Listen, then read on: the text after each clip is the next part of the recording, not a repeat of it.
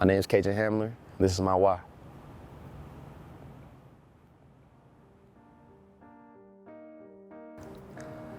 Whew, man, I just remember being in the hospital. So the whole surgery went well. I was in the hospital for 2 weeks. I was only supposed to be in there for 1. That pass play dangerously thrown. Was it covered? KJ Hamler. It is incomplete. You see Hamler clutching at that left leg. So it was a versus the Jets, and I ran some type of out route, and Teddy threw it, and it was like, I think it was like 2 or 3 people around me, and I just went up and just tried to make a play, and I got hit. I got hit like at the top of my shoulder to like my head area, and so like my whole body folded, leg got stuck in the ground, and immediately, just because I tore my ACL in high school, same one, and immediately I didn't want to think that. Like, I wanted to be positive, and I was just like, nah, mom, they think, my mom called me, what's wrong? And I was telling them, I'm like, nah, I think it's just MCL, that's fine. And but deep down, I really knew. I didn't know about the hip until, I was just sitting on my couch, and I'm like, man, my hip is stiff, like it just keeps aching and things like that. So it dislocated, popped out of place and popped back in.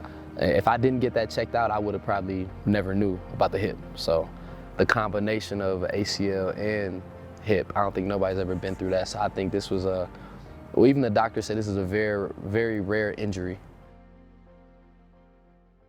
The whole surgery went well, but it was so difficult, because I had, my heart rate was raising and my blood pressure was getting high, and they was trying to figure it out, but I'm like, I'm in pain.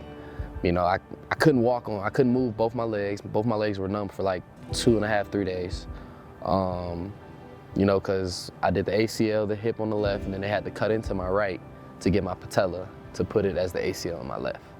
So it was just like, I'm in a hospital bed for 14 days, and it's just like I can't move, so I think that was probably one of the hardest processes, because I've never been in hospital that long, and I lost 40 pounds. I had a fever and I wasn't eating. They had me on all these type of medicines and things like that, so it was very hard for me just to do anything. Like, you can keep this on camera or not. Like, I couldn't take a shower for a whole week, so I was just sitting in sweat, dirt.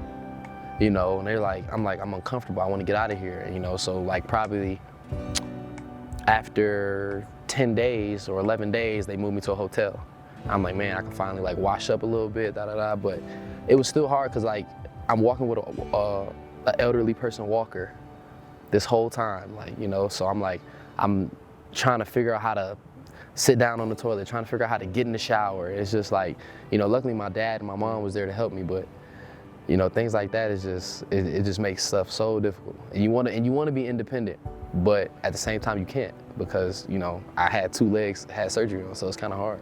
The isolation of the injury is something that I think is what hurts a lot of guys, mentally throughout the process of going through a rehab, and, being able to find that groove, that works for you. I'm pretty sure everyone's found something that works for them a little bit different. And I think he found his groove, and once he found his groove, he was able to be like, all right, I got this. When people see me on the field at 7 months, running routes and running 20 miles an hour and things like that, they're just like, how is this possible? It's just, I take it as a learning experience. I tore my ACL once, so you're not starting from scratch, you're starting from experience. And I take that.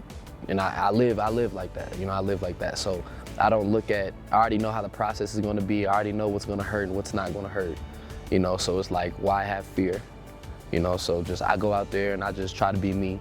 Literally, we had a conversation about, the first day he went out and ran, and, I remember that first day, all the thoughts that are going through your mind, thinking if you're ready, thinking if your body's gonna, hold itself up for you, the pain of that first day, and then the frustrations of being like, okay, I'm starting it, but I'm not exactly where I want to be, and just understanding that's all a part of the process. And I think him handling that the way he did, it speaks volumes. It was tough. It's still tough. It's still tough to this day, being in that dark place, and just trying to find that light, trying to go towards that light and get out of it, But it's not as easy as everybody makes it seem. You got, I had my ACL, my hip. I got things going on back home, family things. other stuff, and it was just like everything was kept piling and piling and piling on. So just having that mindset of, okay, I got to do this to get back. I got to do this because, I know people are counting on me, So just having that mindset every day and just coming in here to work every day is just, that's what really motivates me. I got to motivate myself. So my grandmother passed, I think, I was off crutches by this time. I think it was like 3 or 4 months after surgery.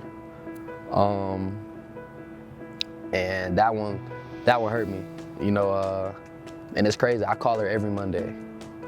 And the Monday before, I think she passed on a Saturday. And that week, that Monday, I don't know, I think I was busy, I was doing something. And I didn't call her.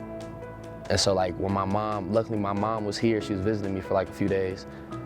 And as soon as she answered the phone, I could just see it in her face. And I just dropped to my knees, you know what I'm saying? And I just knew. And me and my grandmother, that was really my mother. At the end of the day, my mom was busting her butt trying to provide and put food on the table, she would always drop me off with my grandma. My grandma would take me to school. My grandma would cook for me. My grandma would take me to the Boys and Girls Club in the summer so I could stay out of trouble, So only thing is my granny never made one NFL game. Just because I came in COVID year, and then last year I got hurt. So you know what I'm saying? Like I was expecting this year to be the year, but it was, stuff happened. So, but my grandma was my best friend, and that kind of haunts me. Just because I didn't call her on that Monday. And I try not to have any regrets, but that's probably the only regret I really have in this world right now is not calling her on that Monday, because I usually do. It's like a routine. It's like an everyday thing I do. And so just getting that call, and it was tough. It was tough for real. I can't really explain it. It was hard though. Like I said, I've been in that dark place. I'm slowly getting out of it. It's some days I can go back down, but it's some days I rise. That's just, you're gonna have them up and down days. As long as you keep pushing through it, you're gonna be fine. And like I said, I checked myself into therapy just to get out the dump. I didn't want to. I think the worst characteristic of a man is his pride. And I had to really put my pride aside for that and really dig deep and do it. Some days I don't like it. Some days it really helps. That's just real life. I'm a person, I'm human too.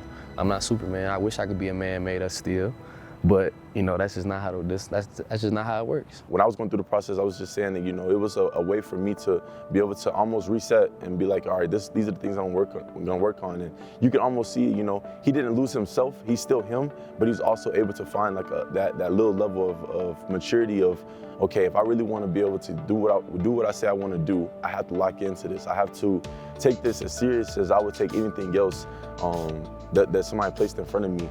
And he did that, and he's doing that as well, continuing to do that, so that when the season rolls around, he's at the spot that he wants to be in. And that's the thing that I'm proud of him about is being able to, I know he was going through a lot throughout the process, but he was able to find that groove and lock into what he felt he needed to do to be able to continue to pursue his dream. And I'm excited for him because I know that he's gonna have the success that we all know that he can have, and he's gonna go out and he's gonna be KJ, and we're all gonna love it and cheer for him and be as excited for him as he's gonna be for himself. Physically, I'm ahead of schedule. Had a little minor setbacks with certain aches and pains, but that's just part of the process.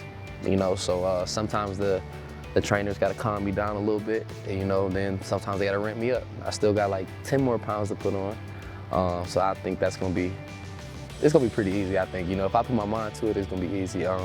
Mentally, I think I'm doing better.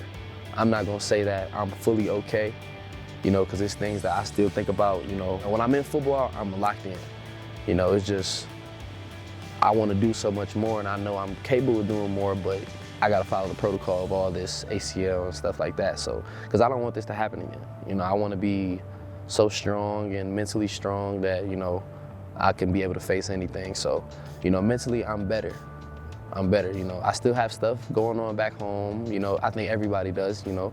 You'll never really know I'm going through something because I always got a smile on my face. So, you know, I think I get all my energy from making other people laugh and smile and, you know, making other people feel good. You know, that's what makes me feel good. So, yeah.